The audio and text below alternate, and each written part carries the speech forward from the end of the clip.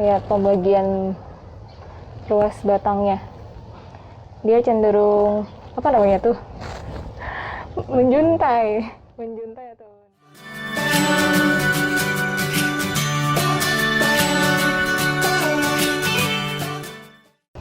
Halo, selamat sore.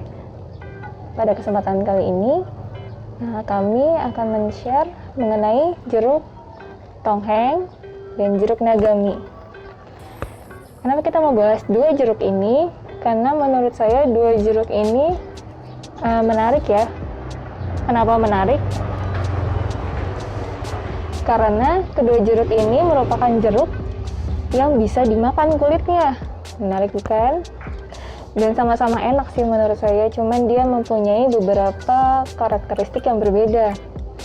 Dari mulai pohon, buahnya, rasanya, dan daunnya agak berbeda sedikit. Sebenarnya ada satu lagi jeruk yang bisa dimakan kulitnya, yaitu jeruk kintan. Nah, cuman saya memang hanya punya nagami dan tongheng, tapi nanti sedikit juga akan saya jelaskan mengenai jeruk kintan, walaupun nggak ada contohnya ya di sini ya.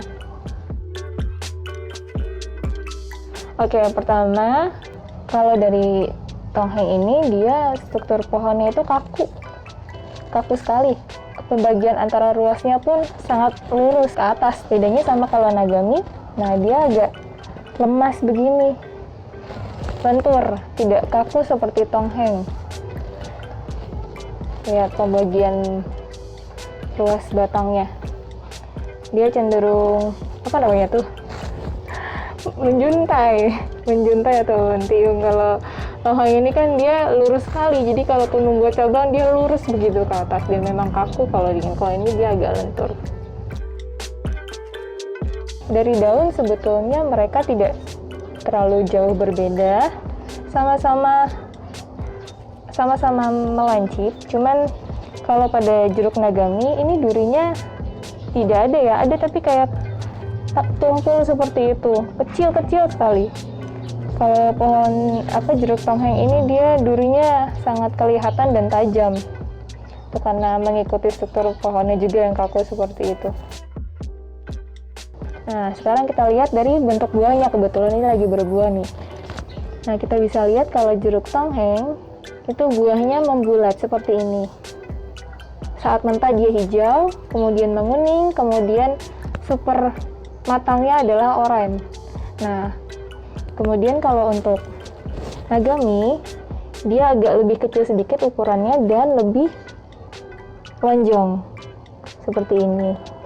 Ini kalau sudah matang akan kuning agak oranye muda sedikit. Kalau tongheng ini bisa sangat oranye sekali kalau sudah matang.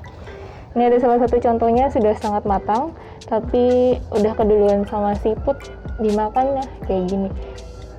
Nah, itu dari bentuk buahnya. Kalau untuk jeruk kintan, nah saya sampai kelupaan, kalau jeruk kintan itu secara daun dia lebih bulat ya, lebih bulat. Nah, karena saya nggak ada pohonnya jadi tidak bisa saya peragakan, bisa dicari di internet.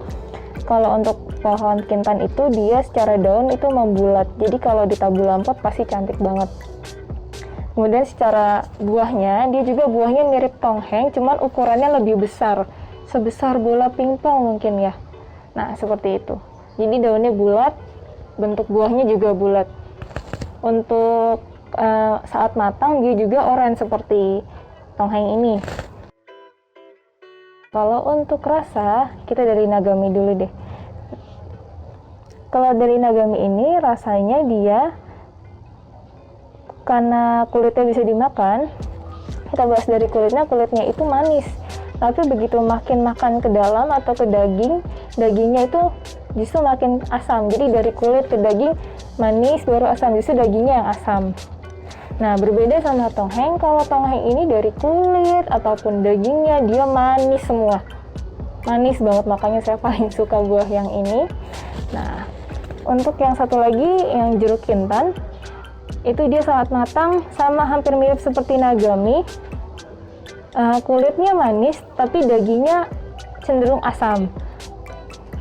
Walaupun dia buahnya mirip sama tongheng ya, membulat dan besar, tapi dia rasanya mirip-mirip nagami, manis di luar, tapi dagingnya agak asam gitu. tapi segar-segar juga. Nah, itu tadi sekilas yang sudah kami bagikan mengenai jeruk yang bisa dimakan kulitnya. Kenapa kami sebut menarik? Karena ya itu tadi bisa dimakan kulitnya. Apalagi ya? Oh iya, untuk penanamannya. Sekilas untuk penanamannya, kedua jeruk ini itu kalau kita tanam dari bibitnya, dari okulasi ataupun dari cangkok, tapi banyak kan kalau untuk jeruk kan dari okulasi. Itu 8 bulan dari penanaman sudah bisa berbuah. Seperti ini, yang sekarang lagi berbuah ini, tongheng sama nagami saya, ini sudah pembuahan kedua dari pertama kali panen.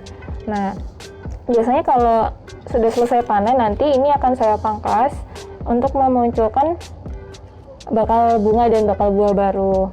Tapi karena masih ada buahnya, jadi saya belum pangkas-pangkas dulu, walaupun sebenarnya bisa aja sih. Paling saya hanya membuang yang daun yang jelek-jelek.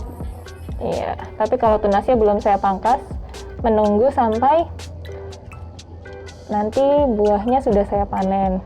Kenapa saya potong? Karena takutnya dia membawa penyakit, atau juga mungkin nggak kelihatan tapi ada telur-telur ulat seperti itu. Ini seperti ini kan grepes bisa karena belalang atau ulat, cuman kemungkinan takutnya ada hama gitu, jadi saya buang.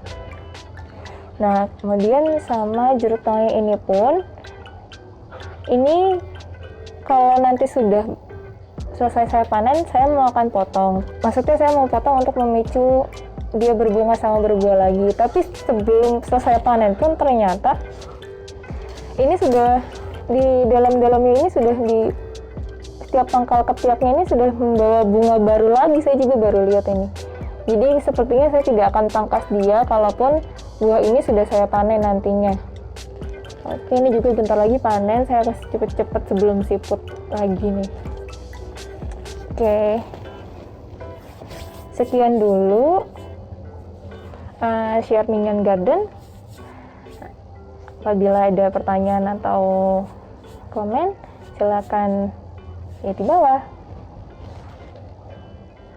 Oke.